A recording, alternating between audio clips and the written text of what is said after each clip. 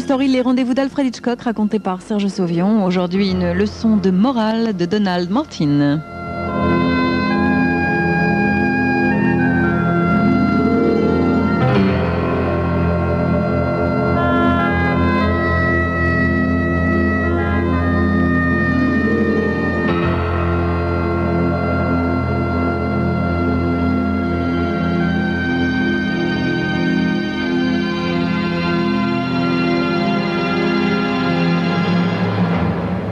Comme tous les jours, Madame Grady lisait son journal en prenant son petit déjeuner. Et comme tous les jours, elle sauta les nouvelles nationales et internationales et se mit à lire les nouvelles locales. Poussée par une curiosité morbide, elle y chercha les inévitables histoires de meurtres. La ville de Menem était célèbre pour ses crimes chaque jour plus horribles. Madame Grady tremblait et frissonnait intérieurement tout en sirotant son café et en lisant les détails cyniques du dernier meurtre ou du dernier hold-up. Madame Grady finit son petit déjeuner, replia son journal et se prépara à descendre pour aller faire ses courses. Elle mit son chapeau, enfila son manteau et sortit.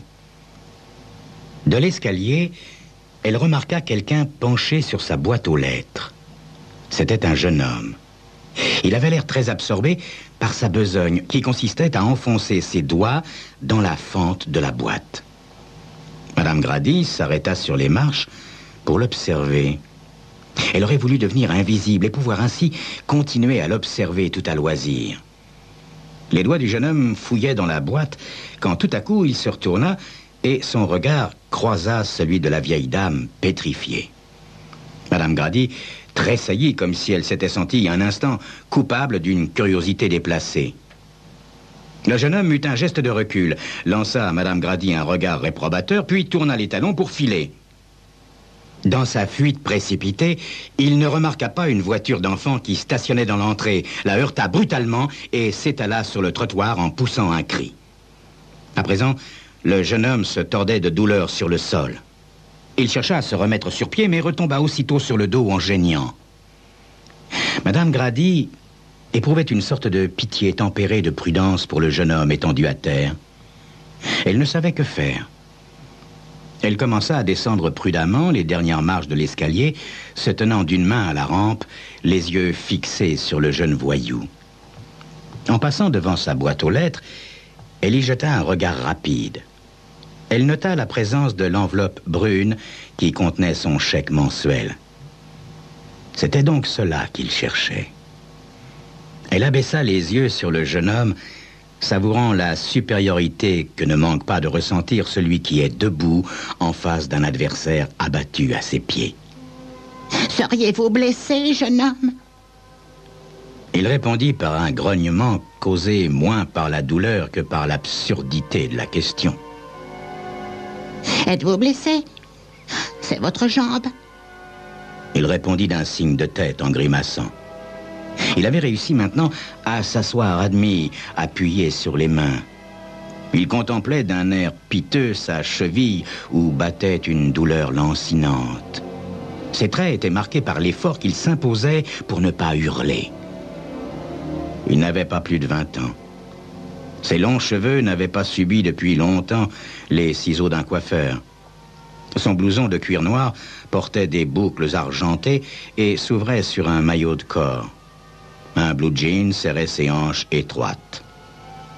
Tout à coup, l'expression de son visage changea et refléta un mécontentement intense. Visiblement, il était furieux contre lui-même. Il leva les yeux vers Madame Grady. Que vous est-il arrivé, mon garçon? Vous devriez faire attention. Vous auriez pu vous blesser sérieusement. Ah, ça va, la vieille, ça va, hein? Pouvez-vous marcher, jeune homme? Bien sûr que non, je peux pas. Mon Dieu, c'est votre cheville, n'est-ce pas? Vous vous êtes probablement fait une entorse. Bon, on ne peut tout de même pas vous laisser étendu là. Venez, allez. Elle lui tendit la main. Laissez-moi vous aider à vous relever. Là, doucement, doucement. Le jeune homme mit sa main dans celle de la vieille dame. Il réussit enfin à se relever et se tint debout, le pied blessé à distance respectueuse du sol, s'appuyant au mur pour tenir en équilibre. Ah, vous, les jeunes, je ne sais vraiment pas ce que vous allez devenir plus tard. Elle l'aida à gravir l'escalier. Ce fut une ascension fort pénible. Finalement, ils atteignirent le palier. Madame Grady ouvrit sa porte, la poussa, et le jeune homme entra en boitant, posant avec une prudence infinie le poids de son corps sur son pied blessé. Madame Grady le conduisit à un grand fauteuil. Il s'y laissa tomber avec un soupir de soulagement et regarda son hôtesse attentive glisser vers lui le petit tabouret. Il y posa doucement son pied endolori. Madame Grady retira son manteau. Maintenant, nous allons regarder votre cheville, mon garçon. Elle s'agenouilla, délaça la grosse chaussure et la retira avec précaution. Puis, elle enleva la chaussette et inspecta attentivement la cheville en hochant la tête avec un air grave. C'est très enflé. Il vous faut prendre un bain très chaud pour la décongestionner. Vous avez là une entorse très douloureuse, mon garçon. Mais je vais m'en occuper, ne vous inquiétez pas. Je sais comment m'y prendre. Je vais vous préparer un bain et puis je vous banderai la cheville. Bientôt, vous pourrez marcher. Et après? Vous allez sans doute me livrer à la police, hein? Vous livrez à la police? Nous en reparlerons plus tard, mon petit. Il faut d'abord soigner cette entorse. C'est cela l'essentiel pour le moment. Et elle alla s'activer dans la cuisine en murmurant des paroles inintelligibles. Le jeune homme regarda Madame Grady, faisant chauffer de l'eau dans une grande cuvette où elle vida une boîte de sel d'Epsom. Elle apporta la cuvette et la déposa devant le jeune homme. Il souleva son pied du tabouret et il approcha avec précaution du liquide fumant, puis le recula vivement. « Mais c'est brûlant, votre truc !» Allons, un grand garçon comme vous. C'est tout à fait le remède qu'il vous faut, mon petit. Allez, plongez votre pied dedans. Le jeune homme obéit avec une grimace. À propos, comment vous appelez-vous, mon garçon? Tobin. Eh bien, monsieur Tobin, que faisiez-vous donc autour de ma boîte aux lettres? Hein? Vous essayez de me voler mon chèque, n'est-ce pas? Ce n'est pas très joli, ça. Je descendais justement le prendre. Alors, donnez-moi votre blouson. Le jeune homme avança un peu le buste et retira péniblement le vêtement. Madame Grady le lui prit des mains et elle alla l'accrocher derrière la porte quand, tout à coup, elle sentit dans la poche un objet lourd. Elle fouilla et en ressortit un couteau à cran d'arrêt. Oh, mon Dieu, quelle horreur! Elle éleva le couteau devant ses yeux et pressa le bouton de sûreté. La lame jaillit avec un claquement sec. Madame Grady frissonna d'horreur, comme si elle tenait un serpent dans sa main. Quel objet affreux! J'en ai besoin, madame. C'est pour me protéger. Vous protéger? Contre quoi? Tobin haussa les épaules. C'est ça l'ennui avec les jeunes aujourd'hui. Couteau à cran d'arrêt, gang, violence, brutalité, que sais-je encore. Tout ce qui vous passe par la tête. Il n'en était pas ainsi au temps de ma jeunesse. Certes, nous aussi, nous avons eu nos crimes, mais ça n'était jamais aussi brutal, aussi violent que de nos jours. De mon temps, les voleurs ne portaient jamais d'armes. Incapable de refermer le couteau, Madame Grady le déposa par terre. J'étais femme de ménage chez les Hanscombs. Savez-vous qui sont les Hanscombs? Non, madame. Eh bien, ils sont parmi les gens les plus riches du monde. Ils possèdent à Long Island une magnifique propriété, une propriété si grande qu'ils ont leur propre terrain de polo, leur propre piscine, leur propre cours de tennis. À la fin de sa vie, M. Hanscomb était juge. Il me parlait parfois des jeunes comme vous, Monsieur Tobin.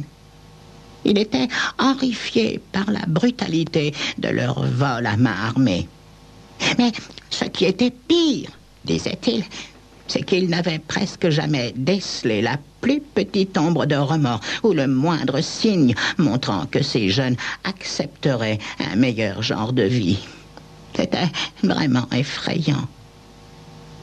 Pourquoi, de nos jours, je vous le demande, faut-il que vous tombiez à 8 ou 10 sur un vieillard pour le dévaliser? Et surtout, pourquoi faut-il que vous le battiez, que vous le frappiez à mort après l'avoir délesté de son argent? Dites-moi, jeune homme, vous l'avez fait aussi, ça, vous? Elle le regardait avec un air de désapprobation attristé. Vous devriez avoir honte.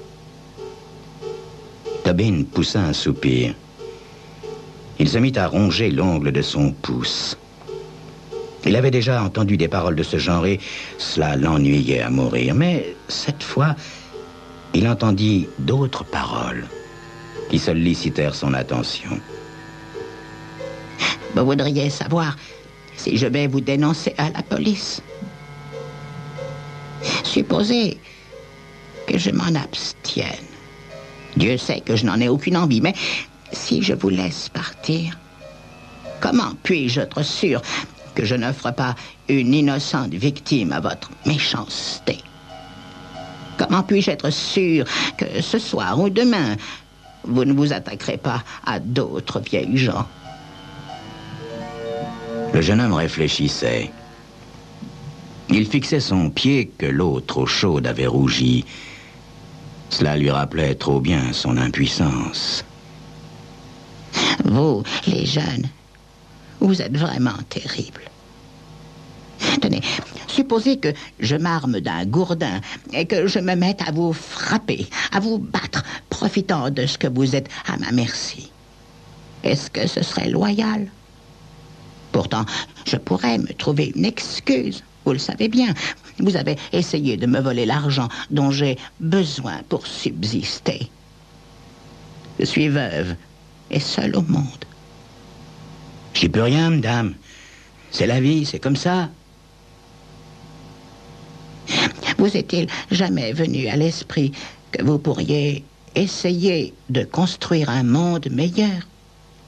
Je sais bien que le vol est aussi vieux que notre planète, mais ce que je veux dire, c'est qu'il est de nos jours devenu si brutal. C'est pourtant bien inutile. Ça n'a pas de sens. Quand j'étais jeune, les criminels n'étaient pas pareils. On comptait une foule d'hommes bien élevés parmi eux.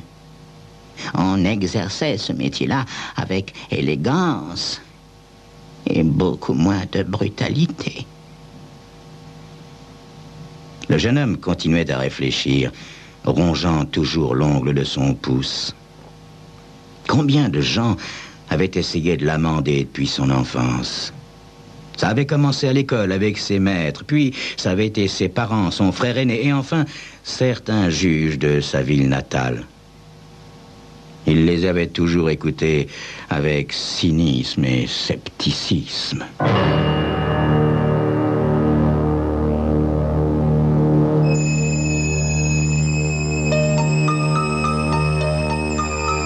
La vieille dame serait-elle plus convaincante? C'est ce que vous saurez dans quelques instants.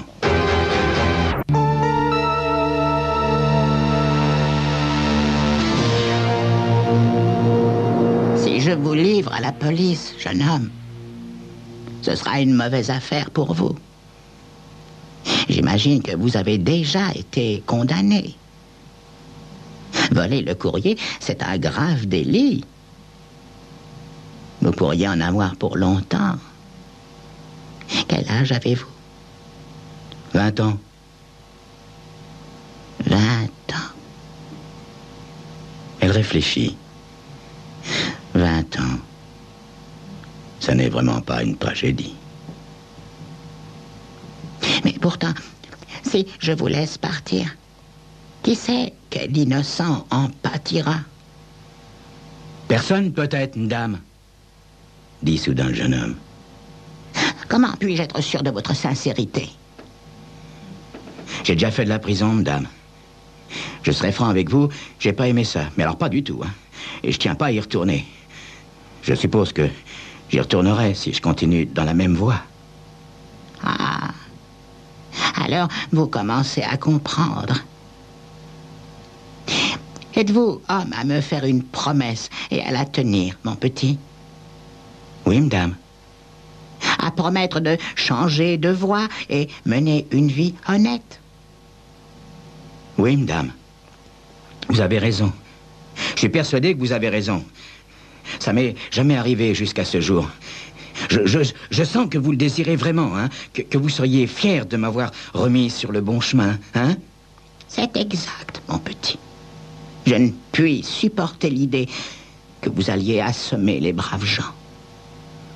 Je vais être franc avec vous, madame. Ça me sera pas facile. Mais vous essaierez. Allez, change de vie, mon vieux Tobin, se dit sardoniquement le jeune homme. Retrouve le bon chemin et suis-le. Une vie nouvelle. Ça l'amusait. Bien sûr, il n'y croyait pas. Ouais, madame, j'essaierai. Promis. Madame Grady avait la parole du jeune homme et il paraissait sincère. Pouvait-elle l'envoyer en prison le jour même où il essayait de se racheter? Si elle le dénonçait maintenant, un tel acte de sa part serait impardonnable. Vous allez me livrer aux flics, madame? Promettez-moi au moins de ne plus frapper vos victimes et de ne plus porter sur vous cet horrible couteau. Bon, d'accord, madame. Promis. Madame Grady battit des mains. Elle était merveilleusement heureuse. Vous vous rendrez un grand service à vous-même, mon petit. Oh, mon Dieu, je dois avoir l'air d'un vieux prédicateur ou quelque chose de ce genre. L'eau est-elle refroidie? Attendez, je vais la réchauffer. Restez assis, reposez-vous. Vous allez bientôt vous sentir infiniment mieux. Je vois déjà que vous allez un peu mieux. Et elle emporta la cuvette. Tobin la regarda s'éloigner. Quand elle fut dans la cuisine, il s'appuya des deux mains sur le fauteuil et se leva péniblement. Il repoussa d'un coup de pied le tabouret et se mit debout avec 1000 précautions. Il laissa peu à peu le poids de son corps peser sur son pied blessé. Avec un immense plaisir, il sentit qu'il pouvait reposer dessus sans trop souffrir. Il fit quelques pas. Rapidement, il enfila sa chaussette et remit sa chaussure qu'il lassa avec la rapidité de l'éclair. Puis, il se releva et se mit à inspecter la pièce. Avisant un secrétaire, il y alla et ouvrit le tiroir supérieur. Une boîte plate s'y trouvait dans un coin. Il l'ouvrit. Et une vague de plaisir le submergea quand il vit des bijoux délicatement posés sur une mince feuille de coton hydrophile. Il saisit un collier de diamants et le fit briller, les yeux grands ouverts d'admiration. Il le fourra dans sa poche. Le reste des bijoux suivit le même chemin. Quand il se retourna, il vit Madame Grady debout dans l'encadrement de la porte. Elle l'observait, tenant à la main la cuvette d'eau chaude. Le regard de la vieille dame était plein de désapprobation, plein de tristesse. L'espace d'un instant, il se sentit honteux, mais la honte s'évanouit très vite. Il s'avança vers elle. Il boitait légèrement, mais il n'y pensait plus guère, maintenant que les bijoux le brûlaient à travers sa poche, comme une torche. Il ramassa le couteau ouvert. « Je vais pas vous faire de mal, la petite dame. N'ayez pas peur. » Le couteau reposait dans sa main et la lame lançait des éclats bleutés. Les yeux de Madame Grady s'emplissaient de larmes. « Pourquoi vous faut-il emporter cette arme horrible? Pourquoi ne la jetez-vous pas? » « Je m'en vais, madame. Je m'en vais. Et je tiens à ma sécurité. Je veux que vous la fermiez jusqu'à ce que je sois loin. Compris? Vous m'avez laissé une chance. Maintenant, à moi de vous laisser la vôtre. Si vous parlez de moi aux flics, je reviendrai et je vous tuerai. Tout en proférant cette horrible menace, il recula vers la porte, l'ouvrit et disparut. Elle l'entendit descendre l'escalier. Soudain, Madame Grady eut un sursaut. Elle posa à terre sa cuvette et se précipita vers le secrétaire. Elle savait ce qui l'attendait. Elle regarda dans le tiroir du haut resté ouvert, puis dans la boîte vide. Oh, le vaurien. Oh, le garnement. Tobin sortit dans la rue en plein soleil. Il leva les yeux vers les fenêtres de la vieille dame. Il s'attendait à tout moment à l'entendre crier. Aussi se mit-il à courir. Il courut jusqu'au coin de la rue et tourna à droite. Il courait en boitant assez fort et ce spectacle ridicule attira l'attention de 2 policiers en voiture. Ils stoppèrent brutalement sur le trottoir, juste devant lui, et bondirent de la voiture avec violence. Tobin, surpris, s'arrêta net en se maudissant lui-même. 1 heure après, il était effondré sur une chaise au poste de police. « On a trouvé ça sur lui, chef !» dit l'un des 2 agents en posant le couteau à cran d'arrêt sur le bureau. Puis il ajouta ces mots, comme s'il les avait gardés pour produire son petit effet, car il les prononça avec emphase. « Et on a trouvé ceci. » Il mit triomphalement sous les yeux de son chef médusé une poignée de bijoux de très grande valeur. Le chef crut tomber à la renverse. « Ça alors, je veux bien être pendu !»« Hein, ça vaut la peine, chef !» ajouta le policier qui avait déposé les bijoux. « Il y a là des bijoux volés chez les Hanscombs, et le reste semble bien être le butin des autres cambriolages de Long Island. » À ces mots, le jeune homme vacilla sur sa chaise. « je vous assure, monsieur, c'est pas moi l'auteur de ces cambriolages. Je suis jamais allé à Long Island. » Pour toute réponse, il n'entendit que des voix faussement paternelles. « Bien sûr, petit, bien sûr. Allez, mets-toi à table maintenant. Alors, comme ça, t'es jamais allé à Long Island. T'es jamais allé chez le juge Hanscombs. Les diamants des Hanscombs sont venus tout seuls dans ta poche. Tu sais que t'es très fort, toi. Eh ben, tu diras ça au juge, hein? Mais ça m'étonnerait qu'il te croie. À mon avis, tu vas en prendre pour une bonne dizaine d'années et ce ne sera que justice. Car, comme on dit, bien mal acquis ne profite jamais.